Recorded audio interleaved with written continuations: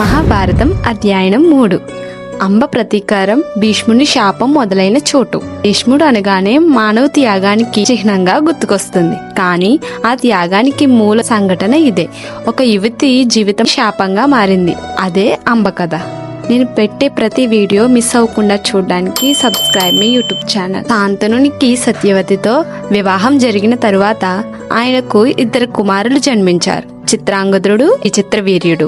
శాంతనుడి కుమారుడు చిత్రాంగదుడు ఒక గాంధర్వుని యుద్ధంలో చనిపోతాడు. చిత్రాంగదుడు చనిపోవడం వల్ల తమ్ముడు విచిత్రవీర్యుడు సింహాసనం ఎక్కుతాడు.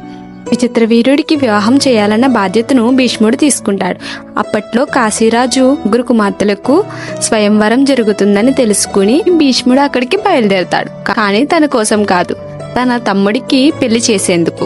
అందంగా మెరిసే ఆ సభలో గంభీరంగా ప్రవేశించిన భీష్ముడిని చూసి మొదట్లో అందరూ ఇతడు చూడడానికే వచ్చాడేమో అని అనుకున్నారు. కానీ అతడు అందరి రాజులతో యుద్ధంలో గెలిచి 3 కుమార్తెలను రథంపై ఎక్కించుకుని హస్తినాపురానికి బయలుదేరాడు.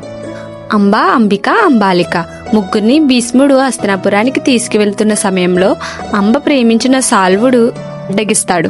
అక్కడ యుద్ధం జరుగుతుంది. కానీ సాల్వుడు ఓడిపోతాడు. అంబ మాటలు విని భీష్ముడు దయతో సాల్వుడిని చంపకుండా వదిలేస్తాడు. అంబ, అంబిక, అంబాలికలను హస్తినాపురానికి తీసుకువచ్చి విచిత్రవీర్యుడిని వివాహం చేసుకోమని అడగగా అంబ, నేను మనసా వాచ సాల్వుడినే ప్రేమించానని నన్ను సాల్వుడి వద్దకే పంపించమని అడగగా భీష్ముడు అంబను సాల్వుడి వద్దకే పంపించేస్తాడు. విచిత్రవీర్యుడు మిగతా అంబిక, అంబాలికలను వివాహం చేసుకుంటాడు.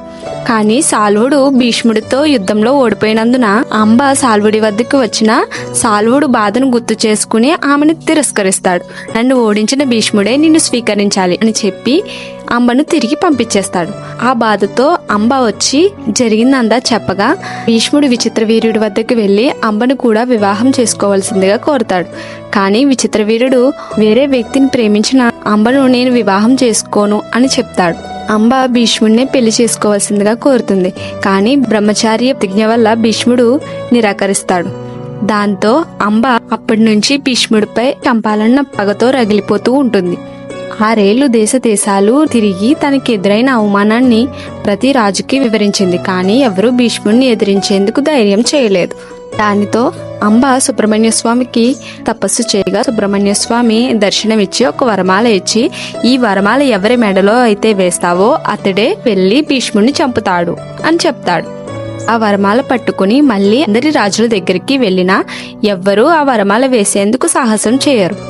అంబ కోపంతో ఆ వరమాలని కోట గుమ్మంపై పాడేసి అక్కడి నుంచి హిమాలయాలకు వెళ్లిపోయి శివుడికి ఘోర తపస్సు చేయగా శివుడు ప్రసన్నమయ్యి, ఈ జన్మలో కాకపోయినా వచ్చే జన్మలో నీవు భీష్ముడిని చంపుతావు అని చెప్తారు. వచ్చే జన్మ వరకు ఎదురు చూడలేక తన శరీరాన్ని అగ్నికి అర్పించింది.